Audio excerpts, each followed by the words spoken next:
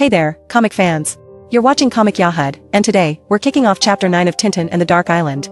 Let's roll. Tintin, caught by surprise, stumbles as he tries to navigate through the rushing water. He realizes the threat is very real as he exclaims his disbelief at the determination of his pursuer. Struggling to regain his balance, Tintin looks around desperately, wondering what his next move should be. He hears Snowy's urgent barking echoing through the rocky passage, signaling an urgent discovery. Tintin decides to follow Snowy's lead, curious about what his loyal companion might have found. Determined to uncover whatever Snowy has discovered, he pushes forward through the water. Tintin exclaims in relief, praising Snowy for finding a way out as they stand amidst the jagged rocks. Snowy barks proudly, his tail wagging as he senses their impending escape. As they venture deeper, Tintin notices the cave's expanse and remarks on its seemingly endless path. Snowy stays close, his ears perked, ready for any further surprises. Tintin crawls cautiously, pondering the cave's hidden destination as Snowy follows closely behind. The narrow passageway challenges their progress, but their resolve remains unshaken. Tintin clings to the jagged rock walls, his heart racing as he navigates the treacherous path. Snowy, with unwavering loyalty, leaps gracefully beside him, their trust unspoken yet profound. As they inch forward, Tintin spots a glimmer of light, stirring a mix of hope and curiosity within him.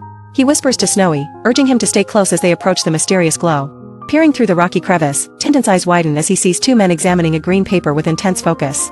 Tintin's heart races as he sees the printing press in action, realizing the forgers are within his grasp. The men continue to admire the counterfeit bills. Suddenly, Tintin's voice booms through the room, commanding the men to raise their hands. Shocked and confused, they glance around, trying to locate their unseen captor. Holding their hands up, the men try to explain their innocence, one dropping his gun on the ground, another stammering nervously about being unarmed. Tintin, determined to maintain control, insists they comply, ensuring they don't attempt any tricks. Snowy takes advantage of the distraction, grabbing a gun from the ground, while one of the men reacts with surprise. Tintin warns them sternly not to turn around, maintaining his authority over the situation. Snowy gleefully carries the gun away, ensuring it's out of reach as Tintin continues to caution the men against any sudden movements. The tension builds as Snowy bravely assists in disarming the threat. Tintin emerges confidently from the rocks, reinforcing his warning that any rash action will be their last. With Snowy by his side, the young adventurer stands firm, ensuring the men understand the seriousness of their predicament. Suddenly, Tintin loses his footing on the rocky terrain, a startled cry escaping his lips as he tumbles down the slope. His balance disrupted, he struggles to regain control in the precarious situation. Nearby, two men react to the commotion, one of them urgently calling out Tintin's name as they witness his fall. Tintin lies on the ground, dazed but conscious, as Snowy rushes towards him with concern. One of the men, still bewildered by the incident, exclaims disbelief that Tintin wasn't even armed. Tintin remains on the ground, his mind slowly clearing as Snowy anxiously nudges him, while two men approach. As Tintin lay on the ground, he suddenly kicked the gun near his foot into the air and caught it deftly in his hand. Snowy barked sharply, as if cheering his master's quick reflex. With newfound resolve, Tintin sits up and points the pistol at the men, his voice steady as he commands them to step back and raise their hands. The men, caught off guard, comply with his firm demand, their earlier confidence shaken. Tintin, with commanding authority, instructs one of the men to fetch a coil of rope and tie up his whiskered accomplice securely. The man's hesitation is met with Tintin's unwavering gaze, ensuring the task is done properly. As Tintin keeps a steady aim, the man begrudgingly begins to tie the rope tightly around his associate, aware of the pistol's threat. Tintin's firm words emphasize the seriousness of the situation, urging him to hurry. With both men now securely bound, Tintin remarks on how quickly people comply when faced with a loaded gun. His voice carries a mix of relief and triumph as he ensures their helplessness. Suddenly, one of the men blurts out that the gun Tintin threatened them with is empty, realizing there's no ammunition. Tintin quickly checks and is taken aback by the truth of the statement, his confidence momentarily shaken. With renewed courage, the men begin shouting for help, their voices echoing through the stone walls. Tintin, regaining his composure, warns them to stop, his voice firm despite the empty threat. The men mock Tintin, reminding him that an unloaded gun can't silence them, their taunts filled with bravado. Tintin, unfazed, hints at another way to deal with them, his expression resolute as he steps forward. Snowy barks excitedly, praising Tintin's swift actions as stars swirl above, showing the effect of Tintin's punch. His loyal companion cheers him on, feeling triumphant in their small victory. However, Tintin's expression shifts as he realizes the alarm has been raised and footsteps approach. The urgency to act fast is clear as he listens intently by the door. Thinking quickly, Tintin spots an ink roller on the shelf and decides it will serve better than an empty gun. With determination, he reaches for it, ready to face the new threat. Bursting through the door, two men frantically search the room, guns drawn, as Tintin remains hidden just out of sight. The tension is broken by their exclamations of surprise at the unexpected chaos. Realizing the room is empty, the men express frustration at their target's escape. Their hurried search reveals the emptiness, leaving them bewildered and annoyed. One man identifies the handiwork as Tintin's, instructing his partner to alert their boss immediately. Meanwhile, Tintin listens intently, recognizing Muller and Ivan, his old adversaries. Ivan dashes through a sturdy metal door, urgency in his stride as he clutches a cane, his coat billowing behind him. The shadowy corridor hints at secrets hidden within these stone walls. Ivan, mid-stride, hears a loud thud echoing through the hall, causing him to pause and glance back with concern. His mind races, connecting the dots as Muller calls, Ivan.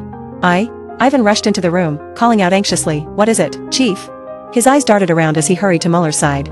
Tintin, filled with resolve, takes aim with a metal rod and strikes an approaching Ivan, sending stars of confusion around the Ivan's head. The impact is swift and decisive, as the foe is propelled fall down to ground. Snowy watches attentively as Tintin surveys the aftermath, ensuring no more threats lurk behind the door. Tintin declares it's time to handle the fallen figures, determined to maintain control of the situation. With the intruders securely tied, Tintin gives a final nod of satisfaction, reminding them to behave in his absence. Snowy stands guard, ready to follow Tintin to their next challenge. As Tintin pushed the heavy wooden door closed, it suddenly caught Snowy's tail. Snowy yelped in pain, startling Tintin, who spun around in alarm. Tintin quickly regains his composure, checking his weapon to ensure it's fully loaded and ready for any danger that might lie ahead. Snowy, ever the faithful companion, cautions him to be more careful this time as they prepare to move forward. Together, they enter a dimly lit corridor, their footsteps echoing softly as they proceed with caution. A mysterious melody drifts through the air, prompting Tintin to pause and listen intently, curiosity piqued by the unexpected sound. Tintin stealthily ascends a stone staircase with Snowy close behind, drawn by the mysterious melody that fills the air. His eyes are sharp with focus as he grips a pistol, ready for any danger. Peering around the corner, Tintin overhears a man boasting to Renko about having disposed of him. Tintin's presence is concealed, but his mind races with the implications of the man's words. Tintin steps forward, confronting the man with defiant confidence, his voice echoing as he sarcastically offers congratulations. The man, taken aback, clutches his head in disbelief, realizing his miscalculation. The man cowered on his knees, eyes wide with terror, mistaking Tintin for a ghost as his voice quivered in a plea for mercy. Behind him, Renko stretched an arm through the bars, reaching for the dropped key outside his cell. Tintin, confused by the man's panic, lowers his weapon slightly, trying to make sense of the situation. The man continues to beg, tears in his eyes, believing he is facing the spirit of the departed. Tintin, scratching his head, realizes the man has lost his grip on reality. Meanwhile, the man grovels on the ground, desperately seeking forgiveness for imagined sins. Suddenly, Tintin yelped in surprise as the bearded man yanked him off balance, slamming him against the stone wall. In the scuffle, Tintin's gun slipped from his grasp and struck Snowy on the head, making the little dog yelp in pain amid the chaos.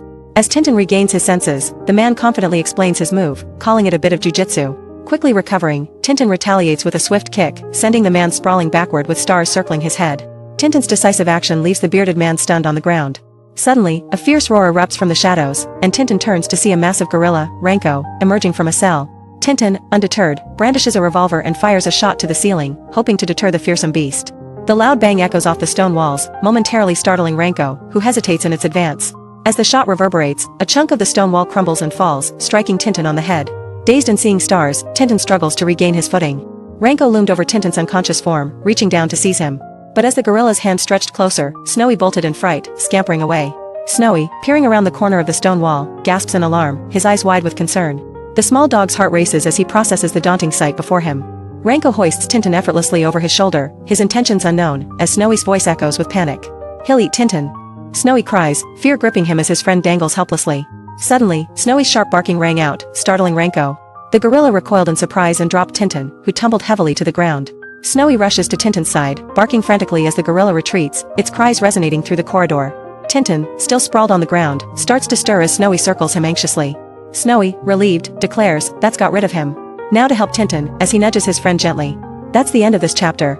If you're enjoying the story, continue to the next one and don't forget to like and subscribe for more comic adventures on Comic Yahud.